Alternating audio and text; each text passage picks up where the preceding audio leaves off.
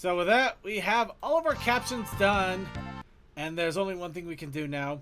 We gotta watch a bunch of videos because we can. So let's go ahead and get started with the SNESified My Little Pony and Friends. This feels like the kind of thing Cultist would easily want to play.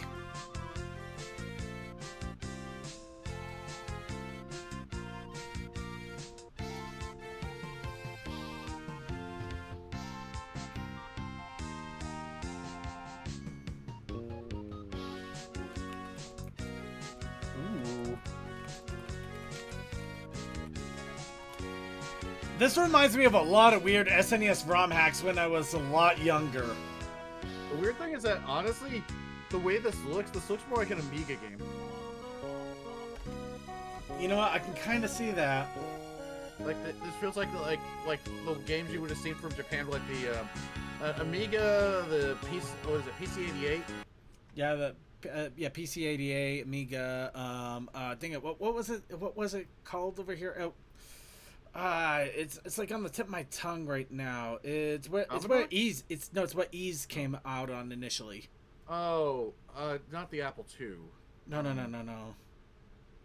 Something like the. It had it used cards for cartridges initially.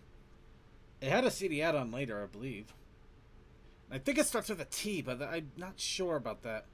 TurboGrafx 64. That's it. The TurboGrafx. The TurboGrafx. Oh yeah. You know what? There were a lot. You know what? Yeah, there were quite a few of the games that they basically did the like the way that the like the text and everything was set up pretty much exactly like that. Yeah.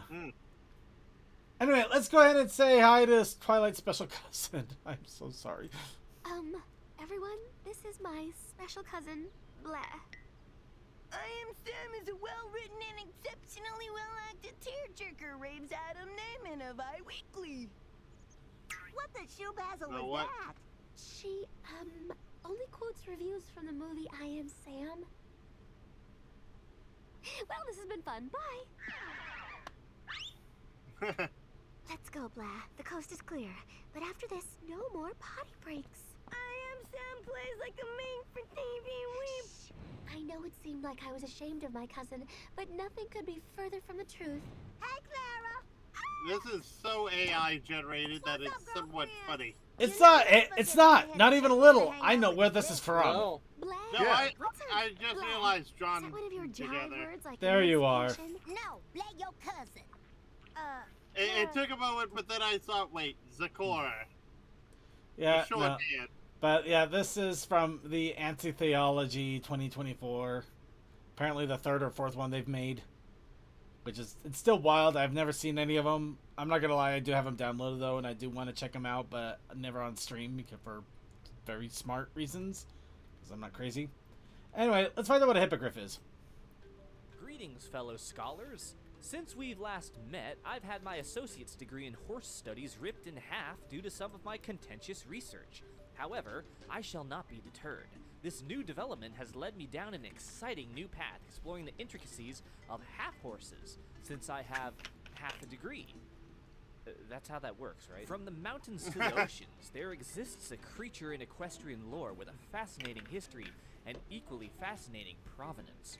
Among their talents is having the ability to soar through the sky on eagle's wings, completely metamorphose into aquatic beings on a societal level, and they also make really good YouTube videos. I speak of the majestic, noble, powerful, and occasionally bird-brained hippogriffs. Let's consult our most important tome in our scholarly archives. Merriam-Webster comes to our aid, once again. According to the sacred texts, a hippogriff is defined as a legendary animal having the foreparts of a griffin and the body of a horse. Unfortunately, nowhere does it mention a hippo of any kind, so I can only assume this is total bullshit. My disappointment is immeasurable, and my day is ruined. I kid. The prefix hippo comes from ancient Greek etymology meaning horse. Of course, a griffin is made up of a lion and an eagle, but that's a thesis for another day. So in summary, if I've performed my math correctly, a hippogriff is precisely made up of half equine, half lion, and half eagle. Yep, I'm a genius. The history books say these beasts originate from high atop Mount Eris. Not Eris, that's a planet, and not Aerith, that's a waifu. Driven from their original home by the tyrant known as the Maelstrom Monarch, they went into hiding under the sea. Shut up. After their the Princess of Friendship and her squad, the Hippogriff Society split into separate factions, part of which returned to the former city Hippogriphia, and the other part which remained in Sequestria. The sovereign of this species is known as Queen Novo, which translates from the ancient Malagasy word Nov, which means Yes, Queen. her daughter Skystar is next in line to inherit the throne. The Hippogriffs represent a harmonious connection between contrasting worlds. As such, they are often associated with transcendence and transformation. Well, if you want to know more about this, you'll have to go to Benquo and look up what is a hippogriff. And now, guess what? The princesses are all frauds! My god. Bro, Celestia and Luna are the biggest frauds in the show. Like, by god, the amount of L's and foolish choices these two make in the series is way too much for comfort. I am dead-ass surprised they have not gotten arrested by the fraud police. But I swear, they're hella on fraud watch, and they're on high-risk levels, y'all. Y'all remember the first episode of the show, right? We learn the tale of Nightmare Nutjob, Celestia's emo sister, who she banishes to the moon for forcing nationwide dark mode. Bookboard, Celestia's student, reads this tale and eventually learns that she'll return and attempt the same shit again. But Celestia, instead of focusing on the dangerous threat that is her younger sister, she tells little bro, "Hey, quit being a loner and make some friends, you lean-filled headass." And then she just leaves Twilight to do this task, one where the entire country is at stake if she folds, and one where she almost folded. And you know when Celestia finally shows up? Right when the job is over. But whatever. It's the first episode and the main goofball gotta do their shit, otherwise we wouldn't have an internet nuclear weapon that is this cartoon show. But you think Celestia and hopefully her sister too will be able to do shit after this, right? Right? Wrong. We got the next major threat. Tonight we have Discord Living Tombstone. This one is actually a previous adversary of Celestia and Luna before the latter one had a teenager tantrum. And they actually won against bro. Trapped him in a pigeon shitter. Then you just think, oh, they dealt with this motherfucker before? I bet, this shouldn't be too big of a problem. Pull up the elements and wipe him down again, right? Right? Years pass and he goes free before turning the world into a chaotic hellhole with chocolate rain. Celestia goes, y'all hear me out. I can't defeat this fella. Because unfortunately, the elements are now symbiotically connected to you six motherfuckers, and they don't respond to any of my cake requests no more. So, y'all wanna help a homie out? Booklight, being Celestia's biggest simp, went and said, "I gotcha, my goat." This bitch Celestia was rendered useless, and now her protege gotta clean up her mess again. But, just this once, I'll give her a pass. Cause she not only got no elements of headassery, but also up against this nigga Discord. The guy who can just snap his fingers and break you into pieces like Legos? Nah, sorry. Y'all cook no matter what y'all do. It's over. It's time to hang up the towels, y'all. Again, absolute fault for Celestia, but just this once, I'll give her a pass, you know? This was just the universe telling her that she got no main character privileges. Maybe next villain, she'll come up and do something, right? Right? Next major threat comes up. We got another alicorn nigga, and they're being kept in the warden cage while Big Buck Mama impersonates her and brainwashes her fiance by giving him magical weed. The entire time, Celestia and everybody else get straight fooled by this insect, right until she about to win. Up until the OG comes out to say, "Hey, this nigga stole my dude!" Chrysalis reveals herself in that moment, and then Celestia finally pulls up. And then it's just like, oh my god, Celestia coming out to pull the big guns. She about to wipe the floor with this insect. Hit her with the rage juice, bro. This motherfucker Chrysalis is done and over. You fucking dumbass, she got slept immediately.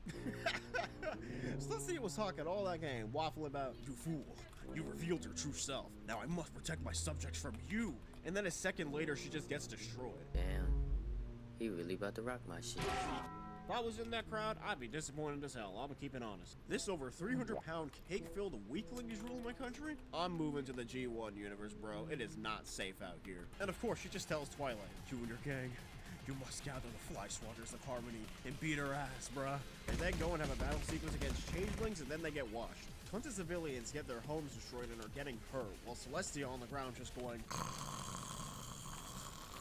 Oh, but now I bet you're wondering, hey, where's Luna in this entire drama? Simple. Missing literally all the commotion and doing jack shit. When she ain't monitoring the shield, she was probably busy playing Overwatch 2 while Chrysalis was sending her subjects to genocide his city. She don't give a damn, bruh. She only care about them healers. So we actually saw Celestia try and fail to defeat a major antagonist and protect her subjects, while her sister fucked off into the abyss and went up and sent her lackeys to do the job once she got washed. Lackeys who lost, by the way. So they not only did jack shit the previous two threats, but on the third threat, Right when they about to square up and catch a fade on the villain, they got slumped. Their fraud levels are increasing, y'all. This shit getting scary. The next major threat comes. Slave owner King Sombrero. This one is another threat that both Celestia and Luna took care of in the past, meaning they clearly got the capabilities to run that fade. Now the Crystal Empire is under risk of facing the rule of Sombrero again, forced to have every day be a Taco Tuesday. Cadence and Shining are under risk again. Surely these two will go handle it again rather than sending their troops, right? Maybe they'll save themselves from fraud police, right? Oh, you sweet summer child, no. They sent out Twilightings again as a test and has her deal with the problem. You know, her student, with only 2 antagonist defeats under her belt. Let her go take care of the life of an entirely different city, to run the fate of an antagonist that you already beat. That's totally gonna go well. Oh, but Cadence will be able to handle it. It's her city, right? Oh, I'm sure that's going swell. These 2 lazy-ass horses went and told their student and their 5 goons to go and handle the responsibility of an entirely different city and get their citizens through their PTSD issues for a villain that they beat before. And all for a test? Nah, nigga, if I was Twilight, I'd be dropping out the moment that this gets told to me. But nah. Well, I mean, I don't think they considered to really beat him because the city entirely vanished under him. Oh God, I'm failing this test with a Z-. By this point, I guarantee while they were out here, peacefully watching the skies as an entire city is getting ran over by crystals, the fucking fraud department is just giving them phone call after phone call, with Celestia just leaving that to hit voicemail. Princess Celestia, there has been suspicions of you being either a lazy nigga or a weakling, despite being the monarch of the country. Because of this, you have been notified that you are being investigated by the Fraud Disciplinary Association and you have 24 hours to respond. Prove that you are not a lazy-ass princess. Unfortunately, she is far from proving this. If anything, this next threat proves that she won't be able to do nothing. The goat Tira pops out of the shadows, and Celestia was just sleeping like she does in her day-to-day life, and by now, you basically know the drill. She sends out literally everybody else but herself and her sister to deal with that task. This time, not only Twi, but out Discord. Which backfires when for some reason Discord went to try and compete in the Fraud Championship and completely betrays everybody before getting completely smoked himself. Oh shit, that nigga Discord was a fiend. Now Tyrek is on our lame sorry asses and we're gonna get slumped yet again. Hey, sup y'all, so we're kinda at a worse position now because you trusted the worst man possible to handle this straight up worldwide problem. The hell are we gonna do now? I don't want to be the main character anymore. And then the 3 princesses throw in the towel and give Twilight their entire power bank, and afterwards they're straight up reduced to background characters in peril. Cause then Tyrek pops up and throws them clowns in the Fuga dimension. They just keep selling, bro! These guys are hyped up to be Equestria's most powerful rulers of the land, and is shown to have this apparent wild amount of power. But they don't even go down to handle this weak-ass grandpa nigga, and send in the embodiment of chaos himself to handle it instead? Nah, bruh. Y'all gotta put down the crowd. It's over. There's no way out of this one. You're done. But now we're on our 6th thread, and it's Glim Glam, aka the objective best girl. She gets washed by Twilight, and then she has an elaborate revenge scheme against her. And I want y'all to think about this for a second. In every alternate timeline, the princesses lost. The certified peaks, the ops to evil, when brought against every villain without Twilight, lost. In every single timeline. Now it's clear that these guys should have put down the crown long ago, because the damn universe across time made it clear that these guys are destined to fold. Imagine being the ruler of your country, thousands of years old, some of the most powerful niggas in your domain, and you look at every timeline where some nerd-ass kid didn't get her tramp stamp, and you learn that you lose to everything and everyone. Brother, I'd retire faster than you can blink. If I was Celestia, I'd go right to flipping hayburgers, homie. How do you two just keep getting your fade ran? Across time! Oh, and I wish it stopped there. The next major threat, best pony gets reformed and all that, right? Goated as hell, best addition to the show, I'm weak as fuck. And now she gotta get her weak as fuck self up to defeat a villain. Cause you wanna know why? Oh, who would've guessed? The frauds of Equestria get slumped again. I think we're about halfway. Yeah. Alright, so you want to find out how the princesses are further frauds? Look up MV and the princesses are frauds. Personally, I think they know that they're not built for the job. That's why they trained Twilight for several seasons. I mean, if you're no longer going to be able to do the job, are you going to quit the throne or you get somebody prepared for it so they can do it? Food for thought. Anyway, while we go ahead and chew on that, let's go ahead and eat up our final shoutouts for the evening. Let's give them a good dose of coal dust to begin. What was it? Shout out. Shout outs. Shouts out to Circuit. Good luck with your surgery, man. Like, yo, Thanks, man. we're rooting for you. Also, shouts out to Amtrak. Yep, Amtrak. Amtrak, and I hope your train ride goes well. Yeah, I hope so. Then on to Crazy Mac Captain. Fires, explosions, Mufasa, Venice, jerky, all the way around, things! And something's happening Wednesday, I don't know if we have any notes or thoughts about that quite yet. Alright, then DM21. Good luck on your surgery, man. Thank you. And Tokoi. Shouts out to all the lovely people in the world. Thanks for stopping by, and we'll see you around. Alright, then on to Textalion. Alright, all. And Suki of the Taco Ascended. Alright, and with that, I'd like to thank you all for joining us for another episode of The Brony Show. Be sure to tune in on Wednesday for Winchester and his Wednesday crew doing Winchester and Wednesday shenanigans. Keep an eye on Sunday because Circuit's Gaming Room should still happen, but since I don't go into surgery until Monday, so we can still get some gameplay in. Reminder that next week there will not be a normal Brony Show or a pre-show. Instead, CMC will be coming in to stream something fun and frivolous for everybody. If I am coherent, I'll try to join in. I don't know if I will be, though. But either way, keep an eye on the Discord for when random streams do occur. On normal... That's what I do. Yeah. But of course, keep an eye out on the Discord. Random streams do happen on both the Brony Show streams, including Sundays, which has our new evening host doing game streams on Sunday. And of course, as mentioned, random streams. And on normal Mondays, we also have the pre-show, which is 1 hour before the main show starts. Be sure to check that out with Cold Dust and crew with pre-show fun. And if you're catching us live, we have the Coffee House After Party, which is only on our Vaughn stream, which is old videos and fun. So it's a good and fun, silly time for all. And with that, let's get a good shout out to our IRC chatters. Thank you to Crazy Matt Captain for keeping an eye on chat. Then Cal Sakai, Cloud the Conquest, Cool Dude, Fantastic Fred, Sonic 5421, Techman, Tick Sound in the Second, Vaguely Creepy. And yay, Archivers. And of course, a big shout out to everybody out there that watches us, whether you're watching us on archive on YouTube, Twitch, or otherwise, or you're watching our live streams on YouTube, Twitch, or otherwise. However you're catching the Brony Show, however you're enjoying our shenanigans and our fun and everything in between, thank you. Thank you so much. It means the world to me that you want to check us out and you want to enjoy our fun and you enjoy the silly things that we come up with. And also a big thank you to everybody out there that's wishing me a good and safe surgery.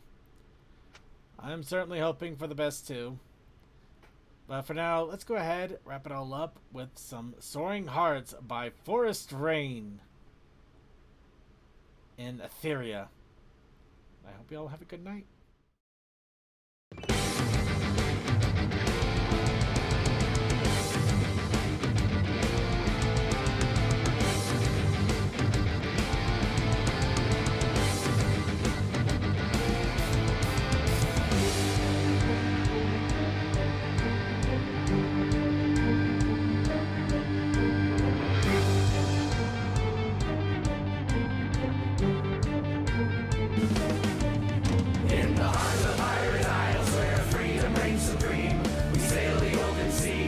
Chase our wildest dreams, with the wind at our backs and the stars to guide our way. We revel in adventure every day. From the rolling waves below to the currents in the sky, our destiny awaits a shining gem within our eyes. Our hearts beat wild and free as we chase our destiny, always free from sea to sky.